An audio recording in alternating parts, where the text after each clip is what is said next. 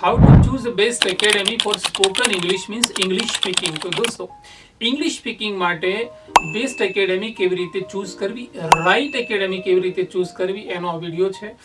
And તમે આ video જોઈ રહ્યા છો એ જ બતાવે છે કે તમે એક સિન્સિયર વ્યક્તિ છો. તો I really congratulate you, many congratulations. અને સેકન્ડ ટાઈમ કોંગ્રેચ્યુલેશન્સ એના માટે દોસ્તો કે આ વિડીયો જેવો પૂરો થશે તમે નોટ ઓનલી સ્પોકન ઇંગ્લિશ પણ દુનિયાની કોઈ પણ વસ્તુ ખરીદી હોય, એ પછી એસી હોય, મકાન હોય કે કંઈ પણ હોય, તમને આ વિડીયો ડેફિનેટલી હેલ્પ કરવાનો છે. That is guaranteed. And now great news for you. And the great news is દોસ્તો, રિસર્ચ એવું કહે છે કે જેનું ઇંગ્લિશ સારું હોય, એટલે કે ફ્લુઅન્ટ ઇંગ્લિશ હોય, ઇફેક્ટિવલી કમ્યુનિકેશન ઇંગ્લિશમાં કરી શકતા હોય એવી વ્યક્તિની જે સેલેરી છે, પગાર છે, એ બિલકુલ ઓછું ઇંગ્લિશ આવડતું હોય એની કમ્પેરિઝનમાં અપ ટુ 2.5 ગણું એટલે કે 2.5 ટાઈમ્સ મોર સુધી મળી શકે છે. અને આ રિસર્ચ તમારી સામે હું મૂકી રહ્યો છું, તમે જોઈ શકો છો.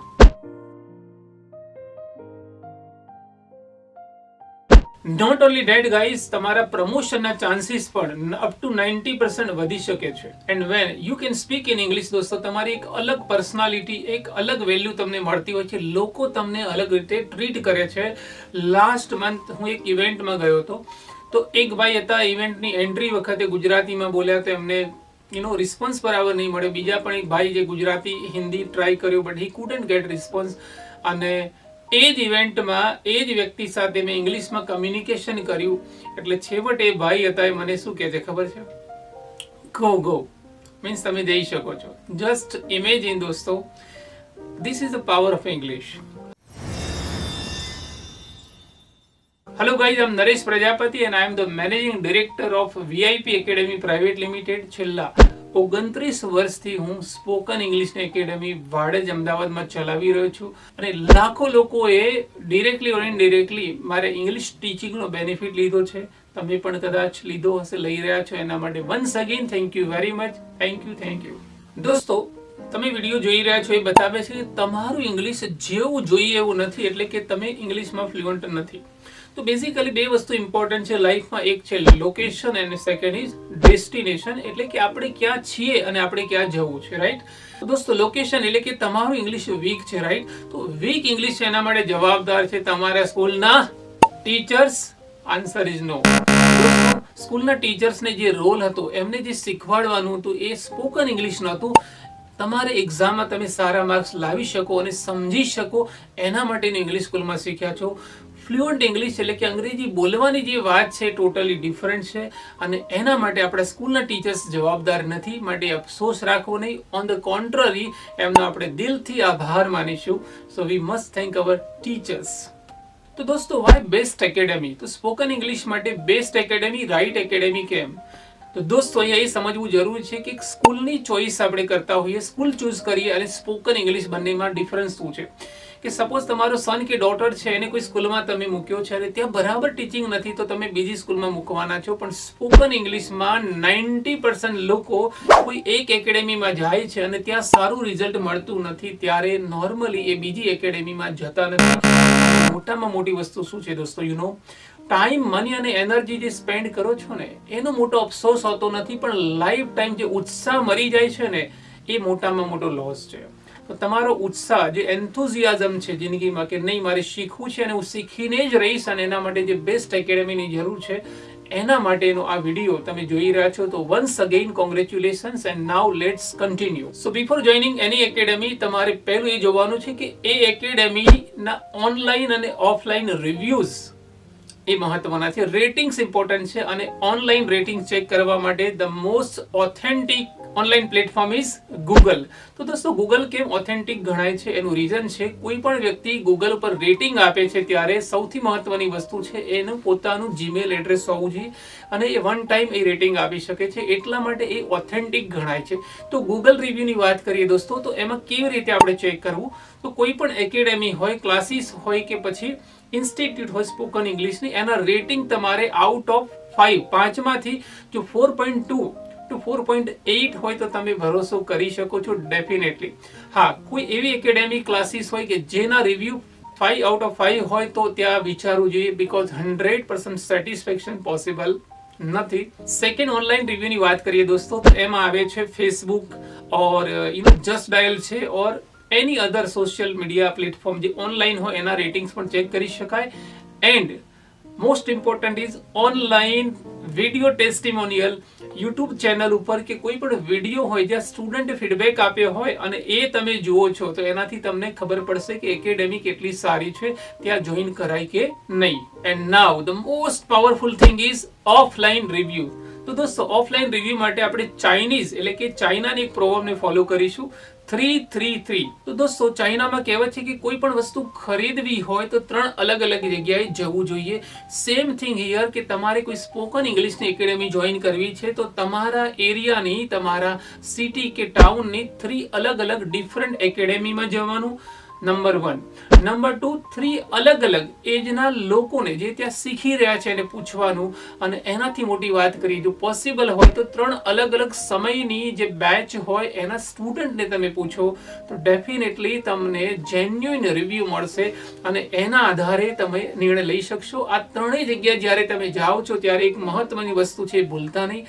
ત્રણેય જગ્યાએ તમારે દરેક ક્લાસીસ એકેડેમી કે જે ઇન્સ્ટિટ્યૂટ છે સ્પોકન ઇંગ્લિશની એના પ્લસ પોઈન્ટ અને માઇનસ પોઈન્ટ બંને તમારે નોટ કરવાના અને કમ્પેર કરવાનું છે. અને આ રીતે જો તમે નિર્ણય લેશો તો તમને ખબર પડશે કે yes this is the best academy for spoken English.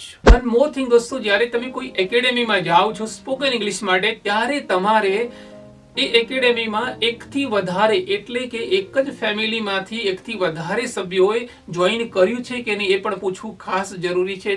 જો એવું હોય તો એ ટ્રસ્ટ બતાવે છે દોસ્તો. એવી એકેડેમી જરૂર જોઈન કરવી જોઈએ. એન્ડ પોઈન્ટ નંબર 2 દોસ્તો, teaching staff.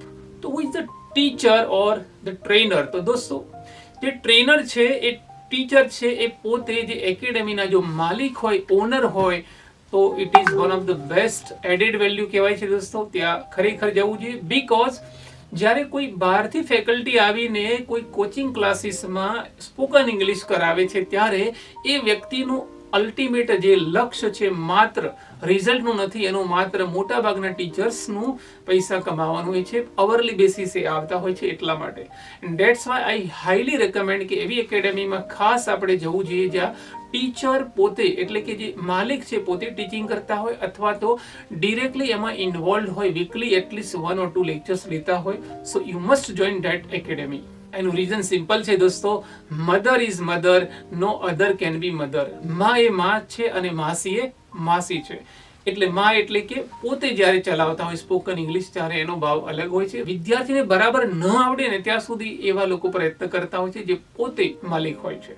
Next point is the academy, the institute, the classes must be dedicated to spoken English.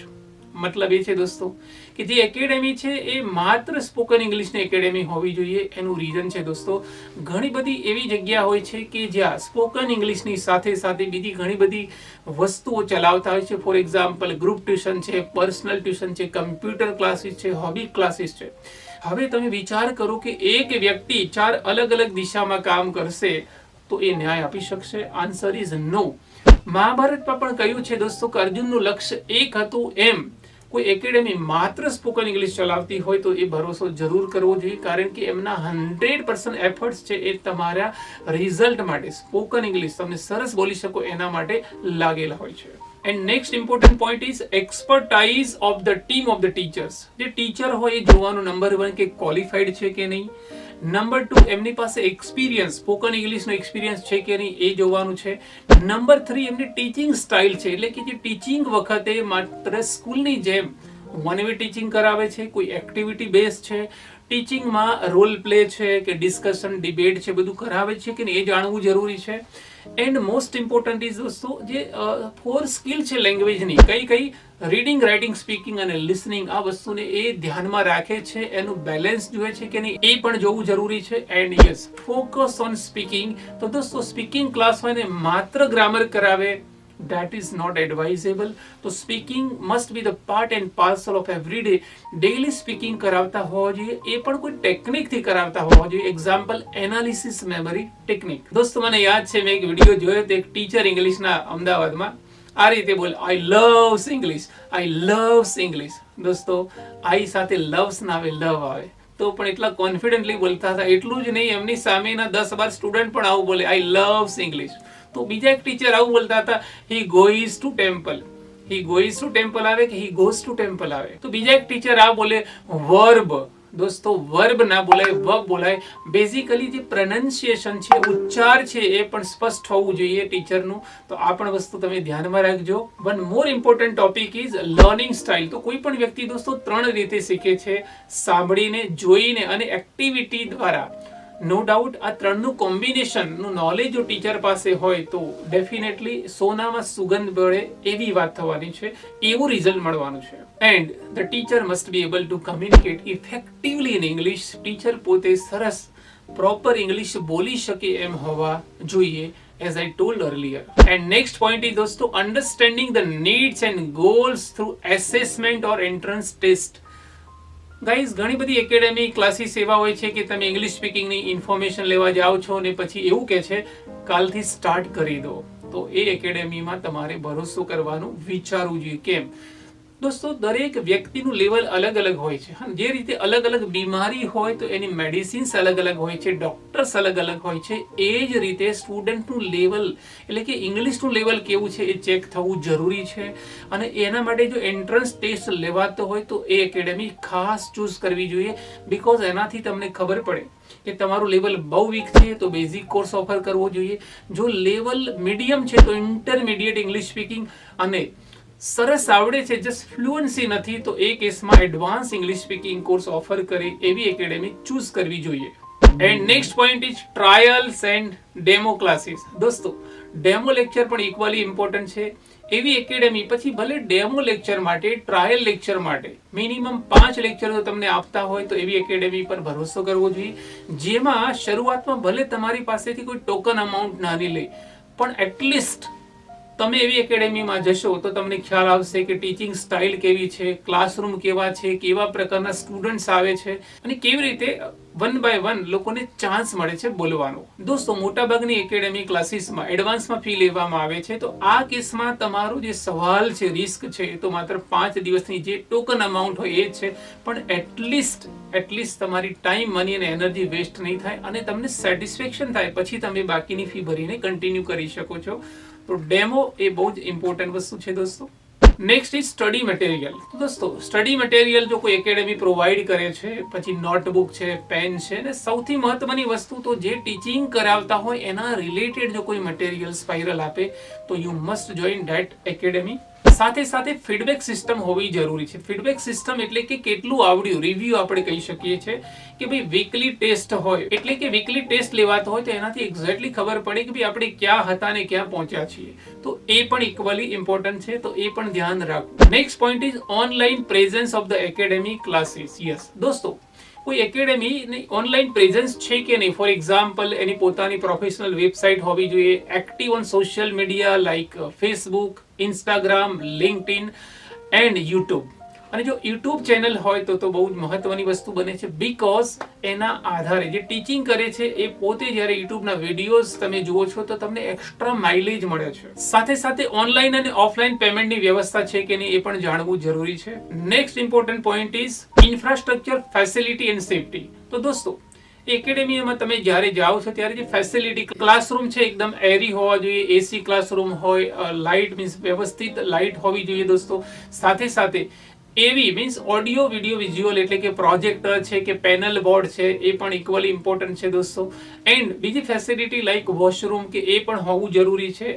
અને સૌથી મહત્વની વસ્તુ જે સ્ટેટ ગવર્મેન્ટ એટલે કે સરકાર છે એના નિયમોને પાલન કરતી હોવી જોઈએ. એન્ડ સૌથી મોટી વસ્તુ વાત કરું તો સેફટી એટલે કે દોસ્તો, ગવર્મેન્ટના રૂલ્સ પ્રમાણે ફાયર સેફટીનું લાયસન્સ હોવું જરૂરી છે. એ તો ખાસ તમારે પૂછવું, because safety is very important દોસ્તો. કહેતે હૈ કે જાન હૈ તો જહાન હૈ. Next important topic is batch size. તો દોસ્તો, જો બેઝિક થી શીખવાડવાનું હોય તો સ્મોલ સાઇઝ બેચ એ જરૂરી છે. જો એના પછીનો લેવલ હોય તો બેચ સાઇઝ મોટી હોઈ શકે છે, પણ દરેકને ચાન્સ મળે, પર્સનલ અટેન્શન જેવું મળે, દરેકને 1 by 1 સ્પીકિંગનો ચાન્સ મળે એ પણ ઇક્વલી ઇમ્પોર્ટન્ટ છે દોસ્તો. Next point is location and timings. તો તમે જે એરિયામાં રહો છો એની નજીકમાં જો તમને એકેડેમી કે ક્લાસ હોય તો તમારા માટે સારી વસ્તુ છે. You will be able to save your time, money and energy દોસ્તો. એન્ડ અલગ અલગ ટાઈમિંગ્સની બેચ પણ હોવી જરૂરી છે, મોર્નિંગ, નૂન, ઇવનિંગ. દોસ્તો જસ્ટ ઇમેજિન કરો કે તમે મોર્નિંગ બેચ જોઈન કરી છે, સડનલી તમારે ક્યાંય જવાનું બન્યું, અધરવાઇઝ તમારી કોઈ જોબ એવી લાગી ગઈ કે શિફ્ટિંગ છે, તો ઇવનિંગની બેચ હોય તો તમે ત્યાં જઈ શકો છો, અટેન્ડ કરી શકો છો. તો આ વસ્તુ પણ ધ્યાનમાં રાખવી જરૂરી છે. દોસ્તો સ્પોકન ઇંગ્લિશની સાથે સાથે પર્સનાલિટી ડેવલપમેન્ટનો વર્કશોપ કે સેમિનાર ઓફર કરે છે કે નહીં એકેડેમી, એ પણ જાણવું જરૂરી છે. એના કોઈ વિડીયો હોય તો એ જોઈને પણ આપણને ખ્યાલ આવે કે હા, રિયલ સેન્સમાં યા પર્સનાલિટી ડેવલપમેન્ટ વર્કશોપ ચાલે છે. દોસ્તો આના સિવાય તમને લાગે છે કે કોઈ એવો પોઈન્ટ જે મારે કહેવાનો બાકી રહી ગયો હોય અને જરૂર હોય તો તમે જરૂરથી કોમેન્ટ બોક્સમાં લખી શકો છો. And last guys, I told something special કે જેનું ઇંગ્લિશ સારું હોય એને કેટલો ફેર પડે છે. તો મને યાદ છે અમારી સોલા રોડ બ્રાન્ચ ઉપર 2 સ્ટુડન્ટ 12th સાયન્સ કમ્પ્લીટ કરીને સ્પોકન ઇંગ્લિશ માટે આવ્યા અને અમે એ લોકોને ટ્રાયલ લેક્ચર, એક ડેમો લેક્ચર ઓફર કર્યો. એમાંથી એક સ્ટુડન્ટ થોડો ઓવર કોન્ફિડન્ટ હતો, એટલે કે મારે કોઈ શીખવાની જરૂર નથી, એટલે એ અટેન્ડ કરવા ન આવ્યો. પણ બીજો સ્ટુડન્ટ તમારા જેવો સિન્સિયર હતો, એને ડેમો લેક્ચર અટેન્ડ કર્યું એન્ડ હી રિયલાઇઝ કે યાર મારે તો શીખવાની જરૂર છે, I need to improve my English. અને એને અમારી એકેડેમી જોઈન કરી 2012માં. દોસ્તો 6 વર્ષ પછી એ જે સ્ટુડન્ટ અને એના પપ્પા મને મળવા આવે છે, મળીને મારો દિલથી આભાર માનીને મને કહે છે કે sir thank you so much, તમારા લીધે આજે મારો દીકરો MNC એટલે કે મલ્ટીનેશનલ કંપનીમાં જોબ કરે છે અને દર મહિને 1,20,000 કમાય છે. સો આઈ વોઝ વેરી હેપી. પણ મેં કહ્યું કે મારા લીધે નહીં, તમે મને ક્રેડિટ આપો છો એના માટે આભાર, પણ એકચ્યુઅલી તમારો જે દીકરો હતો ને બહુ સિન્સિયર હતો, એણે એક પણ લેક્ચર મિસ નહોતું કર્યું. એન્ડ આઈ સ્ટીલ રિમેમ્બર, મને યાદ છે કે he was one of the most sincere students of our academy. પછી મેં વાત કરતા કરતા મને યાદ આવ્યું કે હા, એની સાથેનો એક ફ્રેન્ડ પણ આવે, તો એના વિશે મેં પૂછ્યું ત્યારે એવું કહ્યું કે સર એ પણ એન્જિનિયર બન્યો છે, એ પણ અત્યારે જોબ કરે છે, પણ એનો પગાર દર મહિને 30,000 છે. તો જસ્ટ ઇમેજિન કરો દોસ્તો, કેટલો ફેર પડ્યો કે બંને સાથે સ્ટડી કરેલું, બંને સાયન્સ અને બંને પછી એન્જિનિયરિંગ કર્યું. એકનો પગાર 1,20,000 અને બીજાનો પગાર 30,000, ઓનલી 30,000. જ્યારે મેં એના પપ્પાને પૂછ્યું કે આવું કેવી રીતે બન્યું, ત્યારે એવું કહ્યું કે સર 12th વેકેશન એટલે કે 12માના વેકેશનમાં મારા દીકરાએ English speaking course successfully complete કર્યા પછી દરેક સેમેસ્ટરમાં, એન્જિનિયરિંગમાં દરેક સેમેસ્ટરમાં એનો પહેલો નંબર આવતો. તેનું રીઝન એવું હતું કે જે ટીચર સમજાવે એને ઇંગ્લિશના લીધે ફટાફટ સમજમાં આવતું હતું.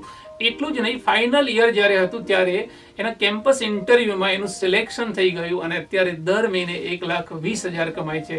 દોસ્તો 3 ઇડિયટ્સમાં પણ કહ્યું છે કે દોસ્ત અગર નાપાસ હોતા હૈ તો દુઃખ હોતા है, लेकिन दोस्त पहले नंबर पे आता है तो ज्यादा दुख होता है.